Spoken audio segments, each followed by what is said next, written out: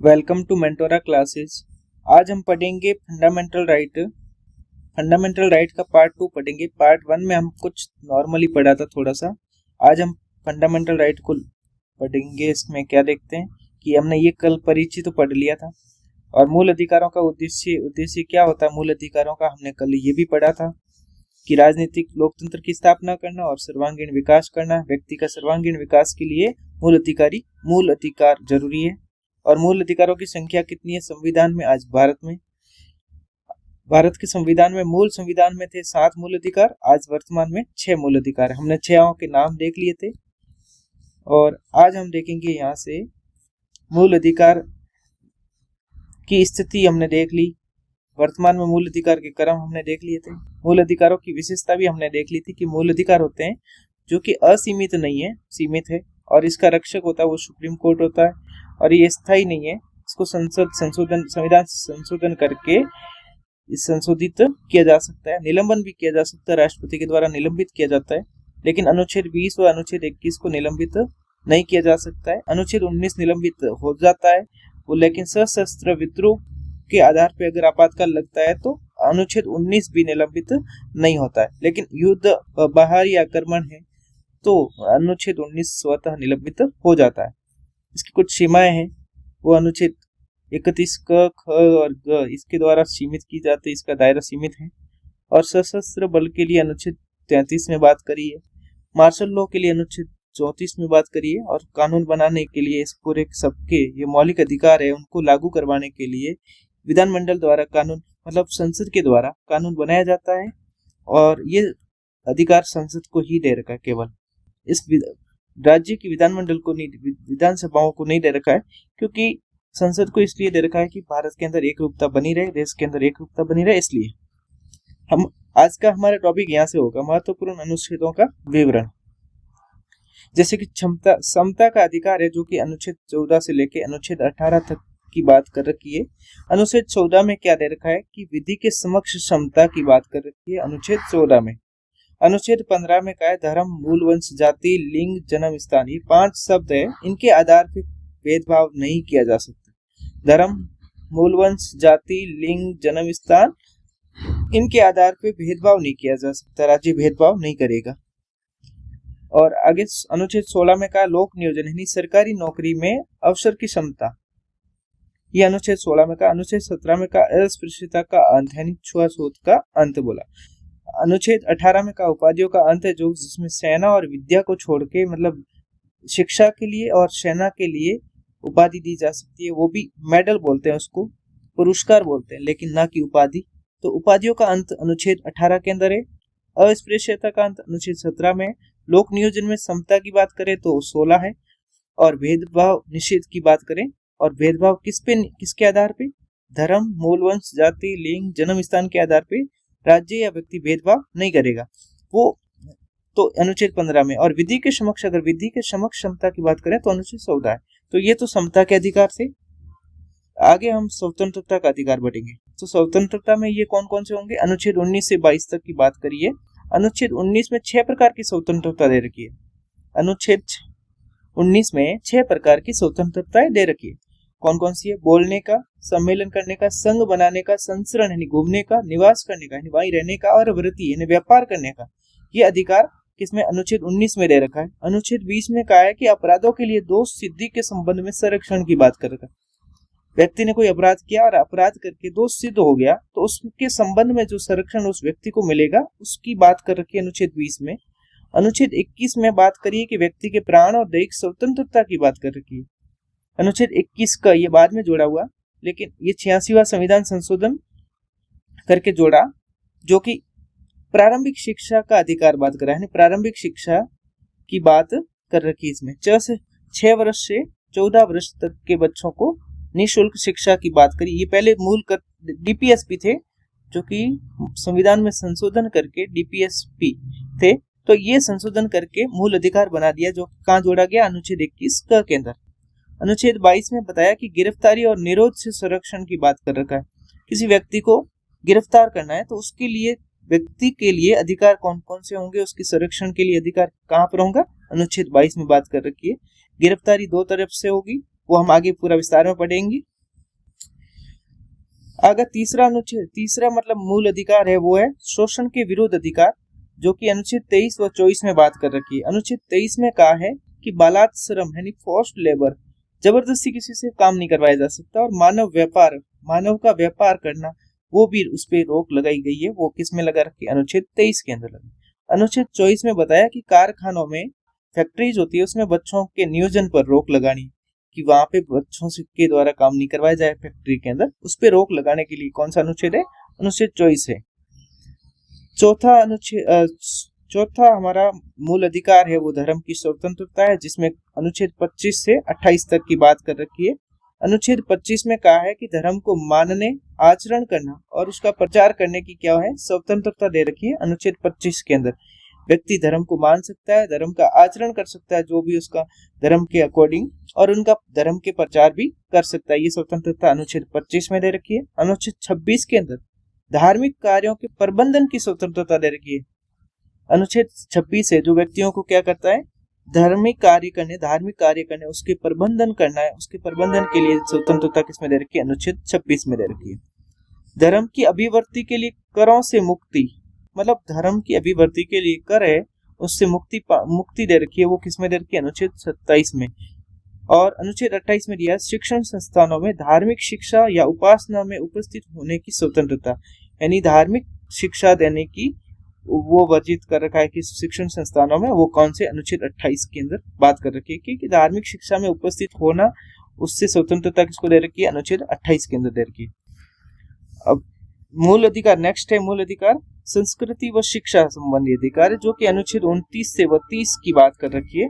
अनुच्छेद 29 के अंदर बोला कि अल्पसंख्यकों की भाषा, अल्पसंख्यक शब्द है जो कि मूल संविधान में परिभाषित नहीं किया गया है। अल्पसंख्यकों की भाषा और लिपि, संस्कृति का संरक्षण कर रखा है। अब 3 शब्द याद रखना, भाषा, लिपि और संस्कृति। अल्पसंख्यकों के भाषा, लिपि, संस्कृति का संरक्षण की बात अनुच्छेद 29 के अंदर कर रखी है।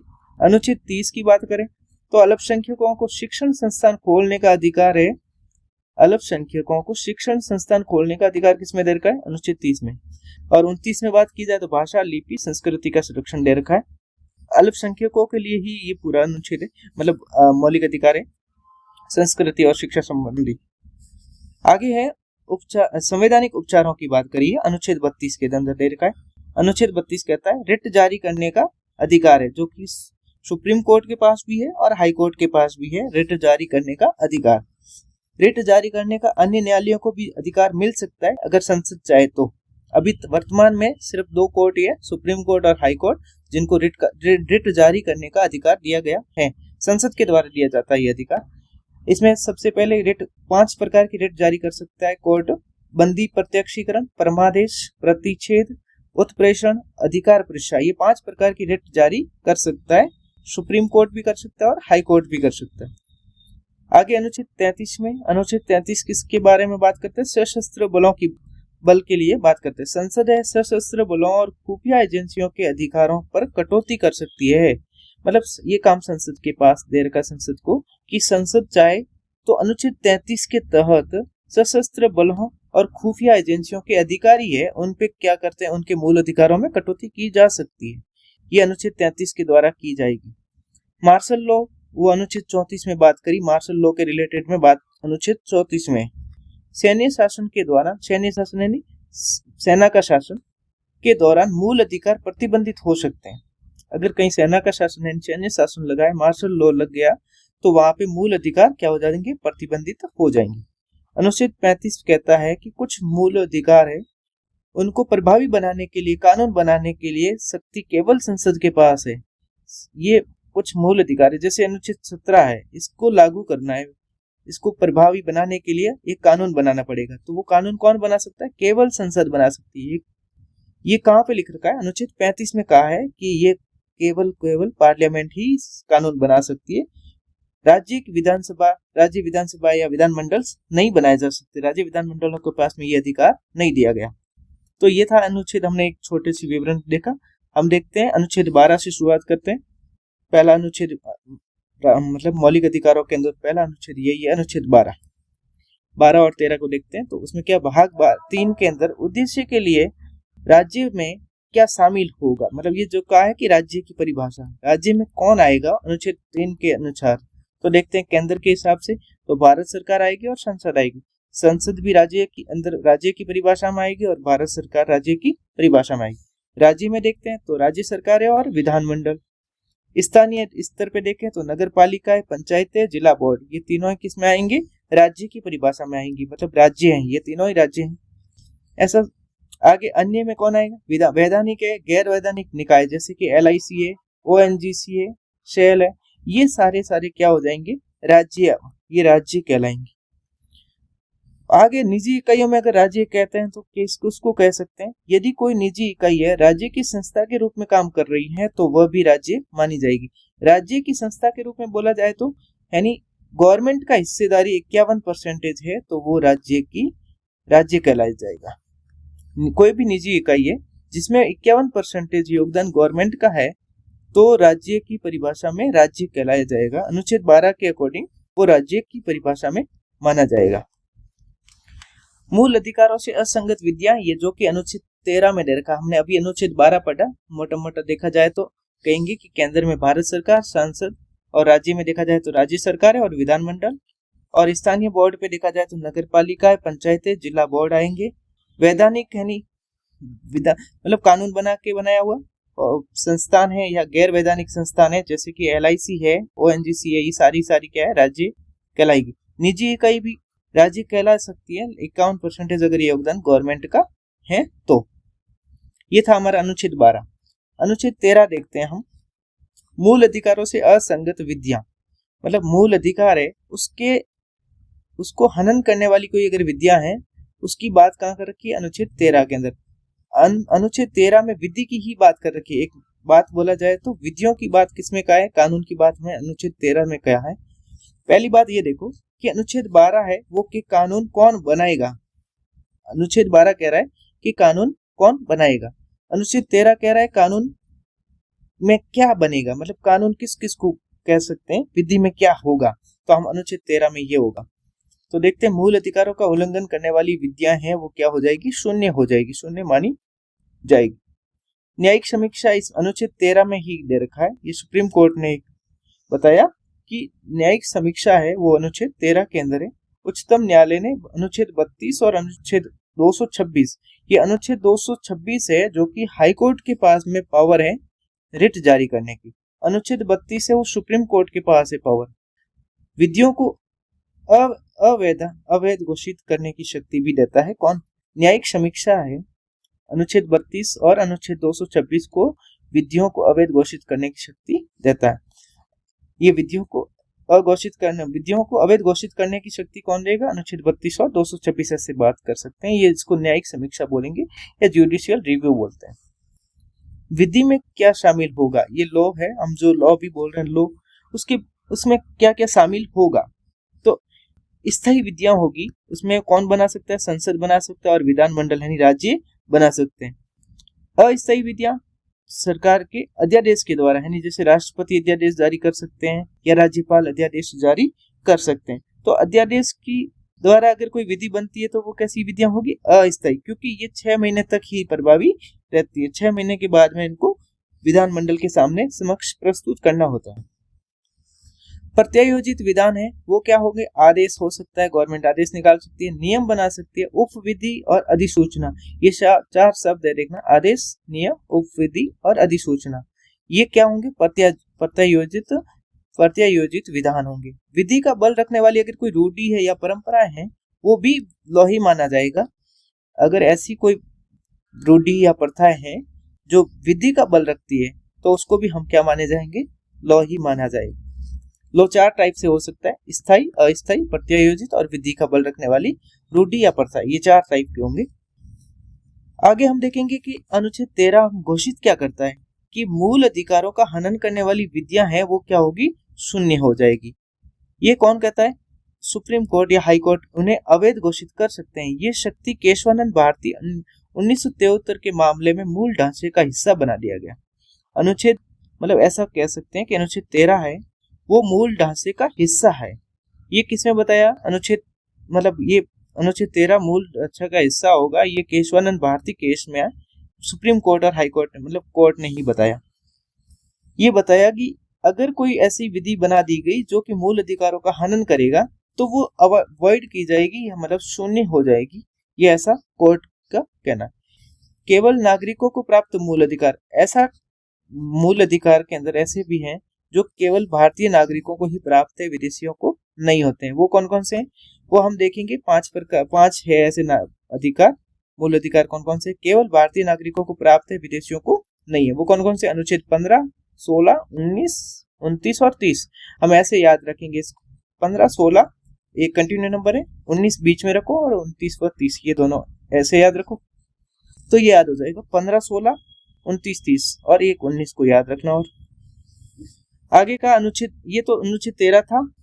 अनुच्छेद 14, अब यहाँ से एक ऐसे देखो, अनुच्छेद 12 में हमने पढ़ा कि विधि बनाएगा कौन, और अनुच्छेद 13 में देखा कि विद्या होगी कैसी, और अनुच्छेद 14 में देखेंगे तो विद्या जब बनाएंगे तो उसके क्या होगा कि समता का ध्यान रखना होगा। जब विधि बना रहे हैं संसद या विधानमंडल तो क्या ध्यान रखेंगे? समता। तो वो अनुच्छेद किस में दे रखा है? 14 में। अनुच्छेद 14 में दे रखा है कि समता का अधिकार है। ये दो अलग अलग अवधारणाओं से बना होता है। कौन सी दो अवधारणा? एक तो विधि के समक्ष समता, विधि के समक्ष समता, और एक विधि के समान संरक्षण। ये दोनों है इक्विटी बिफोर लॉ और इक्वल प्रोटेक्शन ऑफ लॉ। ये दो अवधारणाएं, कॉन्सेप्ट है। कौन सा? विधि के समक्ष क्षमता है। तो वो कहां से ले रखी है? वो ब्रिटेन के संविधान से ले रखी है। विधि के समक्ष क्षमता ये प्रभावित वहां से है, ब्रिटेन के संविधान से।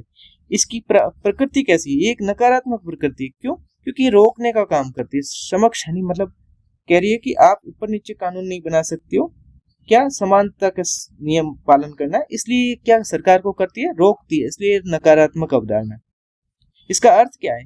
किसी भी व्यक्ति को विशेष अधिकार यानी प्रिविलेज प्राप्त नहीं होंगे, मतलब किसी व्यक्ति को विशेषाधिकारों से रोकती है, इसलिए नकारात्मक तो है।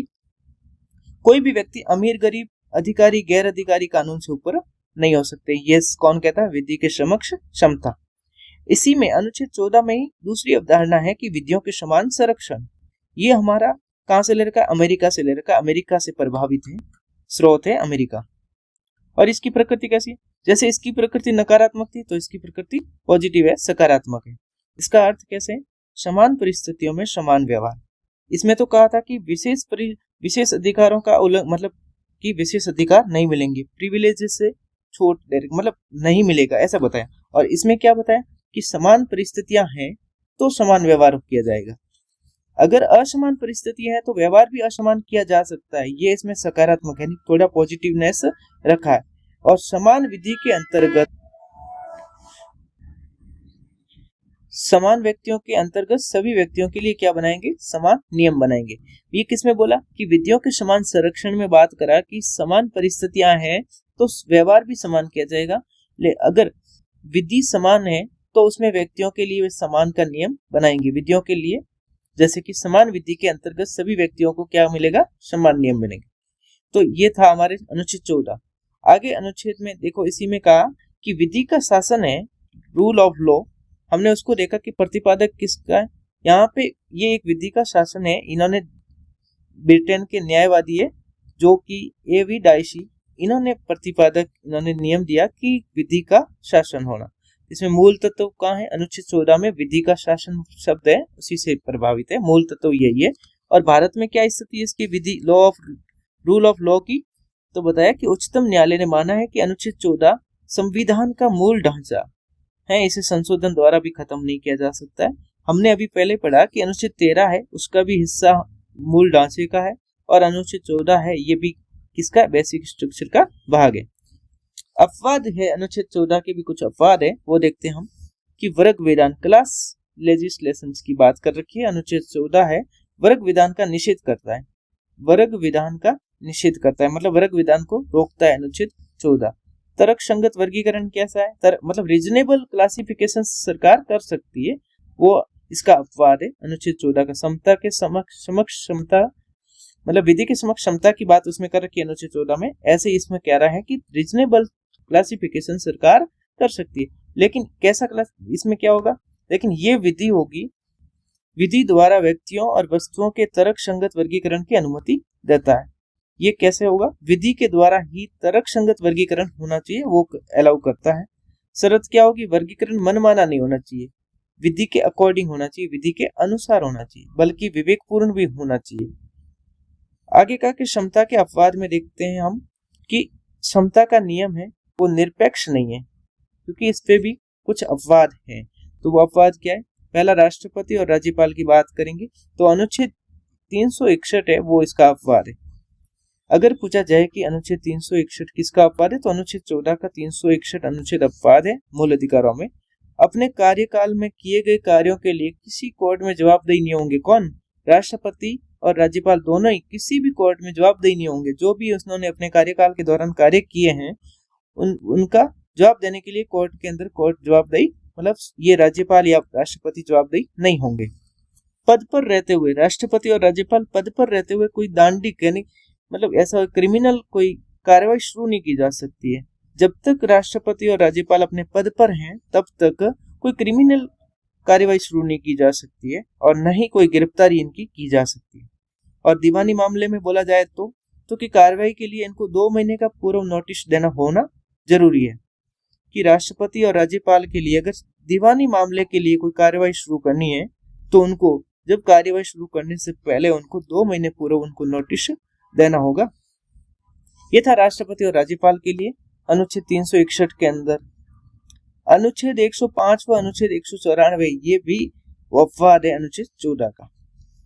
अनुच्छेद 105 व 194 में क्या है? संसद है जो 105 में और विधानमंडल है वो 194 में। संसद या उसकी सहमति समिति के कही गई बात पर दिए गए वोट के लिए कोर्ट में कोई कार्रवाई नहीं होगी। ये कह रहा है कि संसद है या उसकी समिति में कही गई किसी भी बात या दिए गए वोट के लिए कोर्ट में कोई कार्रवाई नहीं हो सकती। मतलब संसद में जो भी काम हुआ है या विधानमंडल में जो भी काम हुआ है उसके लिए किसी भी कोर्ट के अंदर कोई कार्रवाई नहीं हो सकती। मीडिया के लिए भी अनुच्छेद 361 का अनुच्छेद 361 ये है, अनुच्छेद 361 ये भी अपवाद है इसका जो कि मीडिया के लिए आता है। संसद विधानसभा की कार्रवाई यानी गुप्त बैठक को छोड़ के संसद या विधानमंडल है वो अपनी कार्यवाही के सत्य प्रकाशन पर कोई मुकदमा नहीं हो सकता है। ये सत्यनारायण मामले के बाद की बात करी। सत्यनारायण मामला आया था सुप्रीम कोर्ट में, उसमें बताया कि संसद है या विधानमंडल की कोई भी कार्यवाही है उसके सत्य प्रकाशन पर कोई मुकदमा नहीं हो सकता। और ये गुप्त बैठक को छोड़ के मतलब इस बैठक को आप लीक नहीं कर सकते, लेकिन अगर विधानमंडल की और संसद की कोई भी कार्यवाही हो रही है तो उसको प्रकाशित किया जा सकता है, उस पे मतलब उसको रोका नहीं जा सकता है। इसमें ये बात करी। अनुच्छेद 31 ग ये अनुच्छेद 14 का बड़ा अपवाद है। यदि कोई कानून डीपीएसपी के अनुच्छेद 39 ख 39 ग को लागू करने के लिए बनाया जाता है तो उसे अनुच्छेद 14 का उल्लंघन के आधार पर चुनौती नहीं दी जा सकती।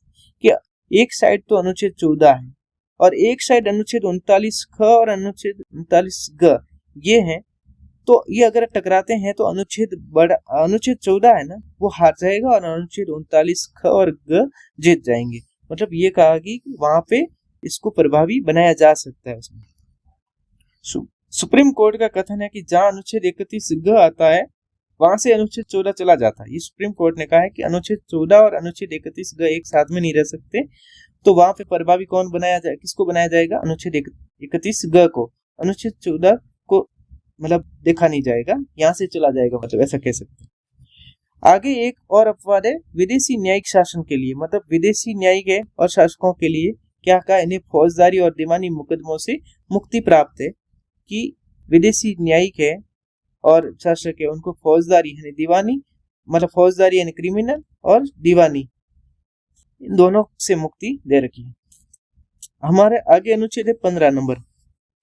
अनुच्छेद 12 देखा, अनुच्छेद 12 में देखा राज्य की परिभाषा, अनुच्छेद 13 में देखा विधि और अनुच्छेद 14 में देखा हमने समता, विधि के समक्ष क्षमता। और अब हम देखेंगे भेदभाव का निषेध जो कि अनुच्छेद 15 में बात करी गई है। अनुच्छेद 15 में बात करी कि आधार क्या दे रखा अनुच्छेद 15 का? तो राज्य किसी नागरिक के साथ केवल इन 5 आधारों पर भेदभाव नहीं करेगा। कौन कौन से 5 है? तो धर्म, मूल वंश, जाति, लिंग और जन्म स्थान, इन 5 आधारों के आधार पे कोई भेदभाव नहीं किया जा सकता व्यक्ति। इसमें ये एक शब्द लिख रखा केवल। इस केवल का अर्थ क्या है कि अन्य आधारों पर भेदभाव किया जा सकता है। इस केवल का मतलब है कि केवल इन्हीं 5 आधारों पर भेदभाव राज्य नहीं करेगा, बाकी अगर किसी पे अन्य आधारों पर भेदभाव राज्य कर सकता है।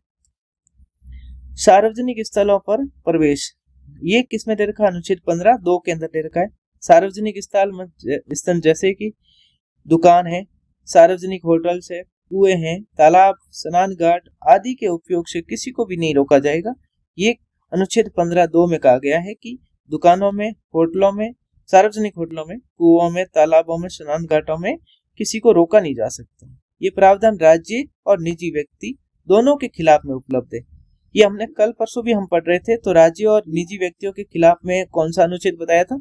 अनुच्छेद 15 को भी बात करी थी। तो ये प्रावधान राज्य और निजी दोनों व्यक्तियों के खिलाफ है। कौन सी बात है? दुकानों की, सार्वजनिक होटलों की, कुओं की, तालाबों की, स्नान घाटों की बात कर रही है। इसमें किसी व्यक्ति को रोका नहीं जा सकता। अनुच्छेद 15 के अपवाद क्या? जैसे हमने अनुच्छेद 14 के अपवाद देखे थे, वैसे अनुच्छेद 15 के क्या अपवाद है? राज्य को विशेष वर्गों के लिए विशेष कानून बनाने की छूट दे रखी है। राज्य को कानून बनाने के लिए विशेष वर्गों के लिए कानून बनाना है तो उनको क्या दे रखा है? कानून बनाने की छूट दे रखी है। जैसे कि महिलाएं या बच्चों के लिए कानून सरकार या राज्य बना सकता है। जैसे महिलाओं के लिए स्थानीय निकायों में आरक्षण या बच्चों के लिए मुफ्त शिक्षा, ये कानून बना सकता है, विशेष कानून बना सकता है। किसमें बात कर रखी है? अनुच्छेद 15 के अंदर। और आगे कहा है कि सामाजिक व शैक्षणिक वर्गों के लिए, SC, ST, OBC के लिए इनके उत्थान के लिए विशेष उपबंध कर रखे हैं। विधायिका में सीटों का आरक्षण और शुल्क की मुक्ति दे रखी है। तो ये सामाजिक व शैक्षणिक पिछड़े वर्गों के लिए भी क्या दे रखा है? विशेष कानून बनाने की छूट दे रखी है अनुच्छेद 15 के अंदर। और क्या करा है कि शिक्षण संस्थानों में प्रवेश की बात कर रखी है। 93वें संविधान संशोधन 2005 के अंदर जोड़ा कि पिछड़े वर्गों SC, ST के लिए निजी यानी प्राइवेट शिक्षण संस्थानों, चाहे वो सहायता प्राप्त हो यानी गवर्नमेंट की सहायता प्राप्त हो या बिना सहायता प्राप्त में भी क्या हुआ? प्रवेश के लिए आरक्षण की बात करी।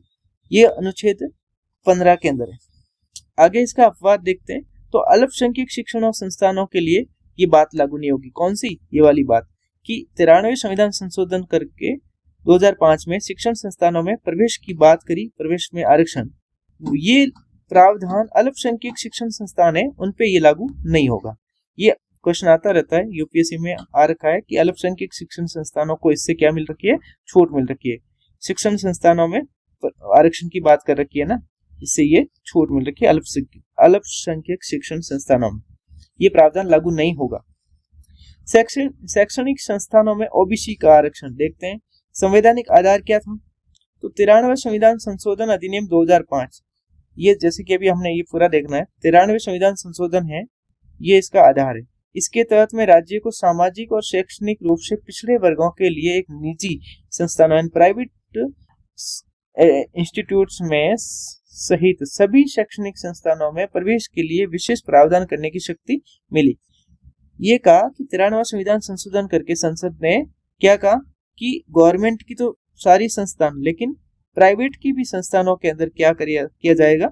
आरक्षण की बात कर रखी है। इसमें कानून बना सकती है सरकार। इसका अपवाद कौन होगा? अल्पसंख्यक शिक्षण संस्थानों। इसके अपवाद होंगे कि इस पे ये प्रावधान लागू नहीं होंगे। केंद्रीय संस्थान कौन कौन से हैं? तो केंद्रीय शिक्षण संस्थान अधिनियम 2006 ये कानून बनाया गया के तहत IIT और IIM जैसे संस्थानों में ओबीसी के लिए 27% आरक्षण की क्या करी गई? व्यवस्था करी गई। सुप्रीम कोर्ट का निर्णय आया 2008 के अंदर। ये जब 2006 के अंदर कानून बना के 27% आरक्षण की बात करी, तो सुप्रीम कोर्ट का 2008 का निर्णय देखते हैं। कोर्ट ने इस अधिनियम को वैध माना। कोर्ट ने ये 27% आरक्षण को सही बताया, लेकिन क्रीमी लेयर की बात करी कि क्रीमी लेयर को इस आरक्षण से क्या रखा गया? बाहर रखा गया। मतलब 2008 के अंदर सुप्रीम कोर्ट ने निर्णय दिया तो उसमें बताया कि ऊपर जो संशोधन करके और ये अधिनियम बनाया तो इसमें इसको वैध माना, और इसमें एक बात जोड़ी कि क्रीमी लेयर व्यक्ति होंगे, क्रीमी लेयर में आने वाले, उनको आरक्षण से बाहर रखा जाएगा। अब ये क्रीमी लेयर क्या है, हम इसको देखेंगे कि क्रीमी लेयर ओबीसी में आरक्षण के लाभ से वंचित किया गया है, यानी निम्न लोगों को ओबीसी आरक्षण का लाभ नहीं ले सकते। तो उसमें संवैधानिक पद पे रहने वाले व्यक्ति जैसे कि राष्ट्रपति है, उपराष्ट्रपति है, सुप्रीम कोर्ट या हाई कोर्ट के जज है, यूपीएससी के अध्यक्ष है, ये सारे क्या संवैधानिक पद है। इन पे बैठे व्यक्तियों के क्या नहीं मिलेगा, आरक्षण का लाभ नहीं मिलेगा ओबीसी के व्यक्ति को।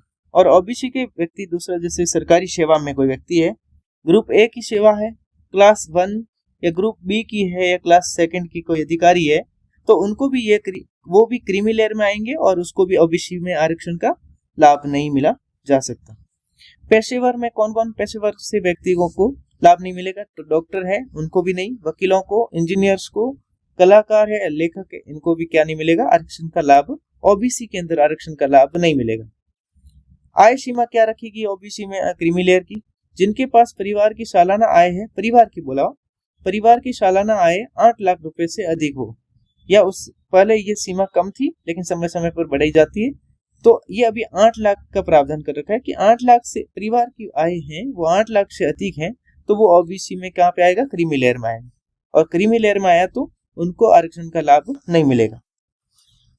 अनुच्छेद आगे क्या मतलब कि संशोधन किया संविधान में, 103वां संविधान संशोधन 2019 के अंदर हुआ और उसके तहत में ईडब्ल्यूएस आरक्षण का प्रावधान किया गया। ईडब्ल्यूएस का आरक्षण का प्रावधान कहाँ पे कर रखा है, अनुच्छेद 103 में संशोधन करके 2019 में संशोधन किया, 103वां संविधान संशोधन, उसके द्वारा ये प्रावधान नया जोड़ा। प्रावधान क्या है, आर्थिक रूप से कमजोर वर्गों के लिए शैक्षणिक संस्थानों में प्रवेश हेतु 10% आरक्षण की बात करी। पात्रता क्या होगी इनकी, आरक्षण किनको मिलेगा, इसकी क्या पात्रता होगी, वे लोग जो एससी, एसटी या ओबीसी के आरक्षण में नहीं आते हैं, जिनकी पारिवारिक आय है 8 लाख रुपए से कम है, उनको ये लाभ मिलेगा। अपवर्जन इन्हें लाभ नहीं मिलेगा। वो कौन कौन है, जिनके पास 5 एकड़ या उससे अधिक कृषि भूमि है, 5 एकड़ या उससे अधिक कृषि भूमि है किसी व्यक्ति के पास, और वो ईडब्ल्यूएस में नहीं आ सकता। मतलब अगर जनरल कैटेगरी का कोई व्यक्ति है जिसके पास 5 एकड़ या उससे अधिक कृषि भूमि है, तो वो ईडब्ल्यूएस में नहीं आएगा। और 1000 वर्ग फीट या उससे बड़ा आवासीय फ्लैट है, तो भी उन्हें ईडब्ल्यूएस का या 10% का आरक्षण का मतलब प्रॉफिट नहीं मिलेगा। अधिसूचित नगर पालिकाओं में 100 गज या उससे बड़ा का प्लॉट है, तो भी उसे ईडब्ल्यूएस का लाभ नहीं मिलेगा। अन्य क्षेत्रों में 200 गज या उससे बड़ा प्लॉट। अब ये याद रखना कि अधिसूचित नगर पालिका है तो 100 गज, या अन्य क्षेत्र है तो 200 गज, उससे बड़ा प्लॉट है तो उसको ईडब्ल्यूएस का लाभ नहीं मिलेगा। अभी मंडल कमीशन क्या है, इसको हम देखते हैं। मंडल कमीशन या मंडल आयोग का गठन हुआ था, वो 1979 में मोरारजी देसाई की सरकार थी, वो अध्यक्ष थे बीपी मंडल, इसलिए इसको मंडल आयोग भी बोलते हैं कि बीपी मंडल थे। और आगे इनकी रिपोर्ट कब आई, 79 में तो इसका गठन हुआ, तो 1980 के अंदर इसकी रिपोर्ट दे दी गई। इसमें बताया कि 3743 जातियों को पिछड़ा ओबीसी माना। इस आयोग ने बताया कि भारत के अंदर 3743 जातियां हैं जो कि ओबीसी हैं। कुल जनसंख्या का उस टाइम 52% हिस्सा था। सिफारिश क्या करी इन्होंने, मंडल आयोग ने सिफारिश करी कि सरकारी नौकरियों में ओबीसी के लिए 27% आरक्षण का प्रावधान किया जाए, ताकि कुल आरक्षण 50% हो जाए। लागू कब किया गया इस कमीशन की रिपोर्ट को, इसका वीपी सिंह की सरकार बनती है 1990 में, तब सरकार ने 27% आरक्षण की घोषणा कर दी, क्योंकि सिफारिश 27% की आरक्षण की करी थी मंडल आयोग ने। परिवर्तन क्या हुआ, 1990 में ये लागू की गई, 27% आरक्षण की घोषणा करी। 1991 में सरकार बदल जाती है और नरसिम्हा राव की सरकार बनती है। उन्होंने 2 परिवर्तन किए। उन्होंने क्या 2 परिवर्तन किए कि आर्थिक आधार पर 10% आरक्षण दिया गया। जैसे आज ईडब्ल्यूएस का 10% आरक्षण है, वैसा ही प्रावधान नरसिम्हा राव सरकार ने भी प्रावधान किया आर्थिक आधार पर।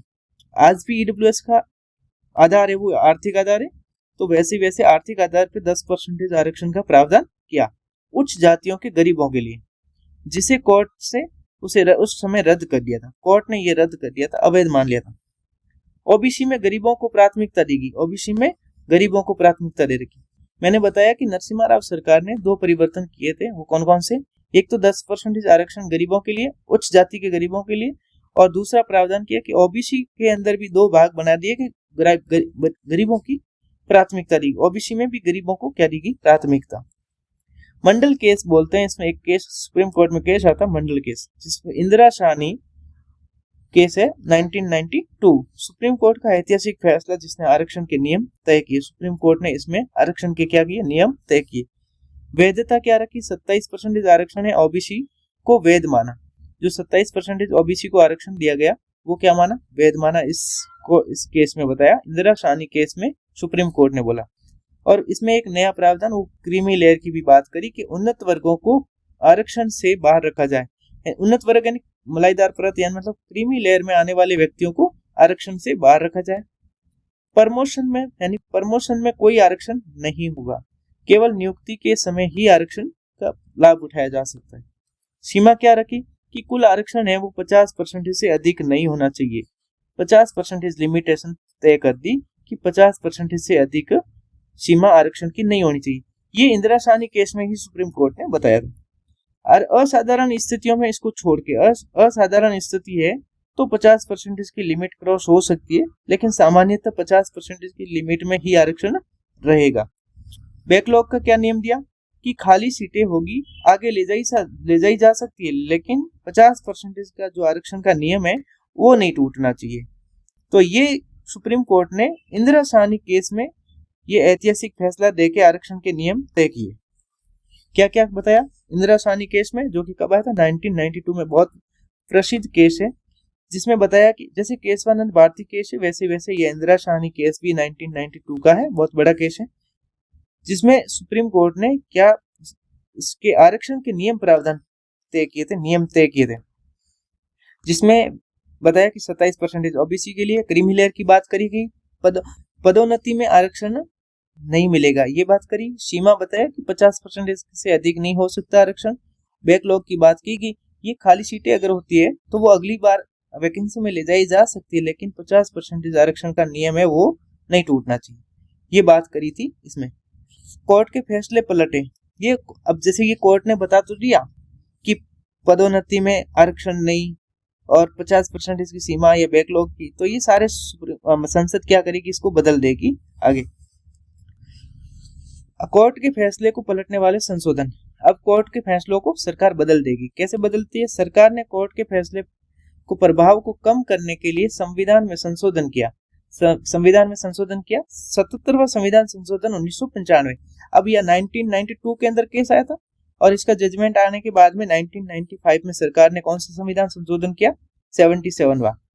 इसके द्वारा क्या किया, अनुच्छेद 16 4A जोड़ा गया। इसमें क्या किया प्रावधान कि SC/ST के लिए पदोन्नति में आरक्षण की व्यवस्था बहाल रखी गई।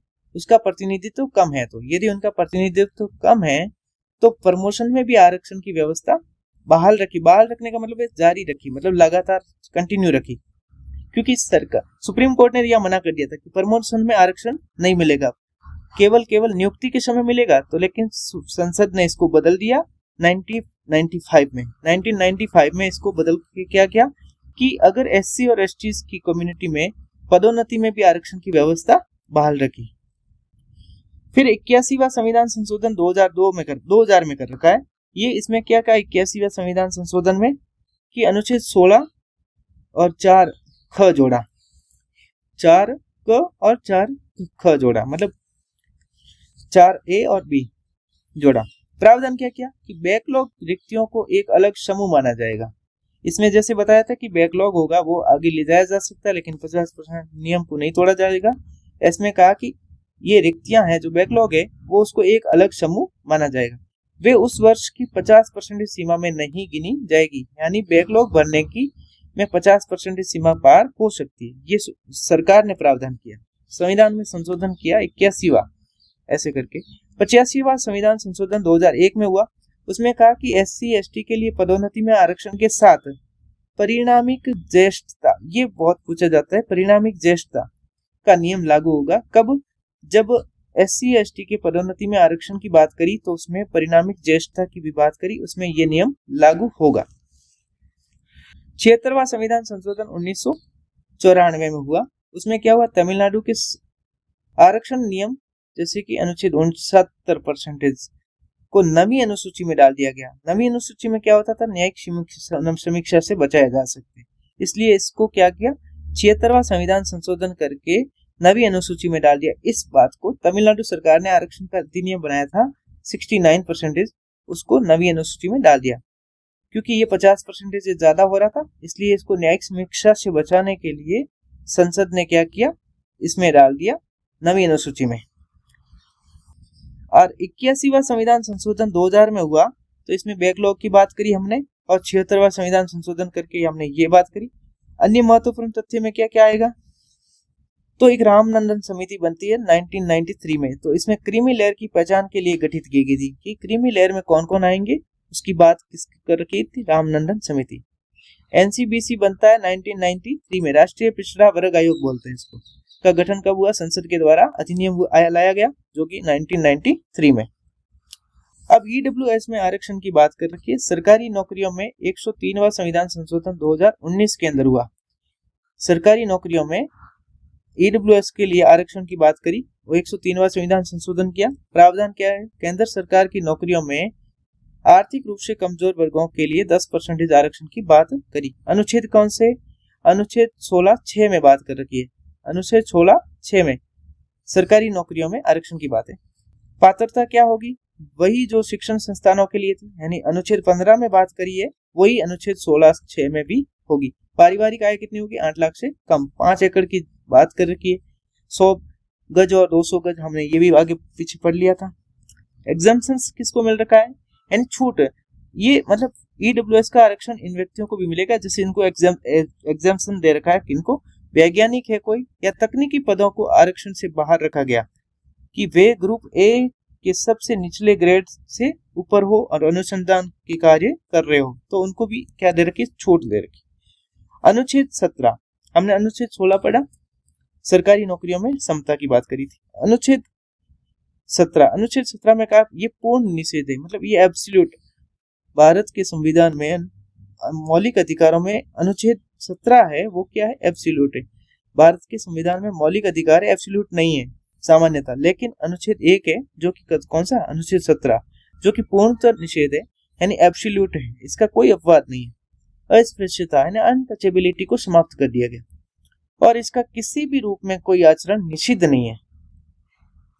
दंड, ये दंडनीय भी है, ये दंडनीय अपराध है। संसद ने सिविल अधिकार संरक्षण अधिनियम 1955 पारित किया और 1976 में इसको संशोधित भी कर दिया गया, जो कि 1955 में कानून लाया था, उस अधिनियम लाया के उसको 1976 में क्या कर दिया, संशोधित किया। परिभाषा क्या है, संविधान में अस्पृश्यता शब्द को परिभाषित नहीं किया गया।